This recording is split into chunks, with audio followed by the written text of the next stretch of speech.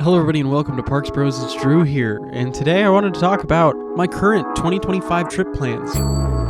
And no, I promise this isn't a late April Fool's, but I do have a handful of trips planned for the year, and some of them are officially happening. Before diving into the current ideas I have around trips for this year, I figured why not go back in time with this channel especially and see the trips I've done in the past. In 2017 and 2018, I went up to Northern California, and then 2019, we went all the way to Cedar Point. And as much as I would have liked to have gone places in 2020, that did not end up working out. But 2021 welcomed my most traveled park adventures yet, with multiple trips to Orlando and a trip to Silver Dollar City. Going into 2022, we had our largest road trip yet, visiting Kings Island, Kentucky Kingdom, Holiday World, and Cedar Point all in one trip, and that was realistically the last trip that I went on. And of course I can't forget the handful of small trips I took to San Antonio, but for all of 2023 and 2024 I have not been able to go anywhere. And my coaster credit count actually reflects that, with 2021 and 2022 especially just absolutely bolstering my count overall, whereas in 2023 and 2024 I only got 1 credit per year, and it's just because a new coaster opened up in Southern California. Now, as for 2025 in Southern California, we don't have any new coasters opening up, but staying within the US, there are some pretty monumental openings, especially on the East Coast, including the all-new Epic Universe, which is slated to open in the next couple of months, which is absolutely on my list for this year, especially later in the year, hopefully. But as far as I'm concerned right now, this trip is kind of a pipe dream, unfortunately, as is getting to that park, as well as all of the Disney Resort, which in my 3 trips to Florida, I have yet to visit. There's some other regions of the eastern US that I would absolutely adore to visit, and that includes, of course, Virginia, as well as Maryland,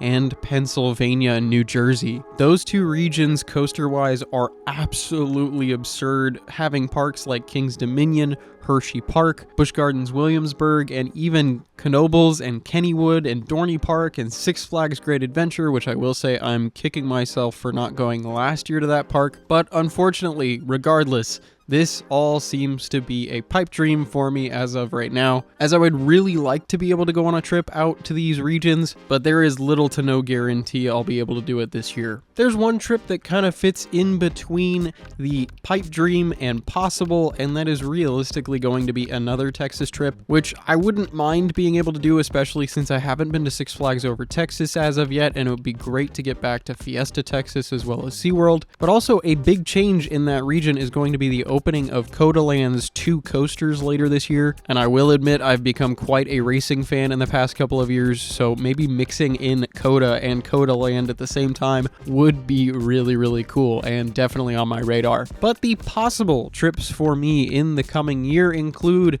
going up to Northern California for California's Great America, maybe Six Flags Discovery Kingdom, and of course Santa Cruz Beach Boardwalk, which I've still yet to visit. There's some incredible rides and experiences at all 3 of those parks, and I would absolutely love to go back to the 2 of them that I've been to before, especially California's Great America, since we don't know how much longer that park's going to be around, and visiting Santa Cruz Beach Boardwalk for the first time would be an absolute joy, especially to knock off their Giant Dipper on my list. Now, another more than possible trip is going out to Vegas and actually riding the coasters in Vegas, because I still haven't been to Vegas to ride any of the rides that are out there. The only thing I've ridden in all of the state of Nevada is that log flume that used to operate at Buffalo Bills and Prim, and that is correct. I never got to ride Desperado, unfortunately, but I still have to knock off New York Coaster as well as Canyon Blaster and El Loco. I still haven't been able to do those, but that trip is always possible as it's not that far away. Something that's also not too far away driving distance wise is Arizona,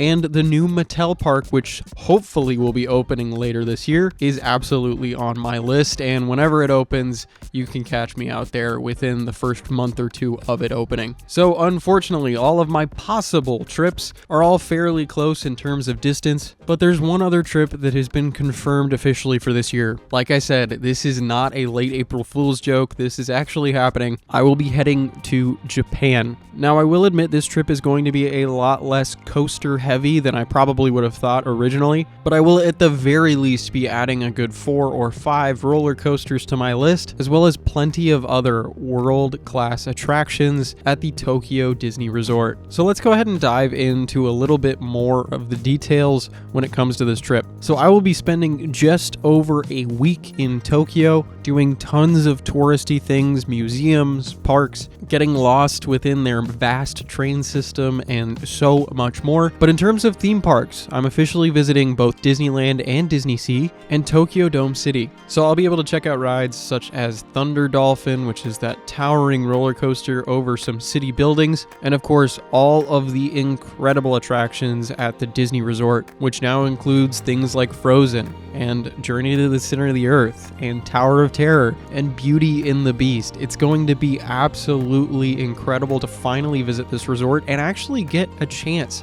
to see a different Disney resort instead of the Disneyland resort that is just out my back door. It will especially be super interesting to see how those parks are run, as they're not owned and operated by the Disney company, which I'm very happy to say I will be at that resort specifically for 3 days, which is going to be really, really fun. Now, unfortunately, in the entire country of Japan, there are some incredible roller coasters and parks I will not be able to visit, such as Fuji-Q Highland, Nagashima Spa Land, Universal Studios Japan, Yamori Land, and another 10 to 15 parks that I would absolutely love to get to. So if anything, I'll just look forward to those in a separate trip. But something that is absolutely doable is visiting some random parks and family fun centers like Joypolis and Asakusa Hanayashiki, which is the oldest amusement park in all of Japan. And it also has the oldest steel roller coaster in all of Japan too. So it'd be really cool to fit those in, but if it doesn't happen, it doesn't happen. As far as I'm concerned, I'm there to enjoy a completely different place, to experience the sights, sounds, food, and train-based infrastructure,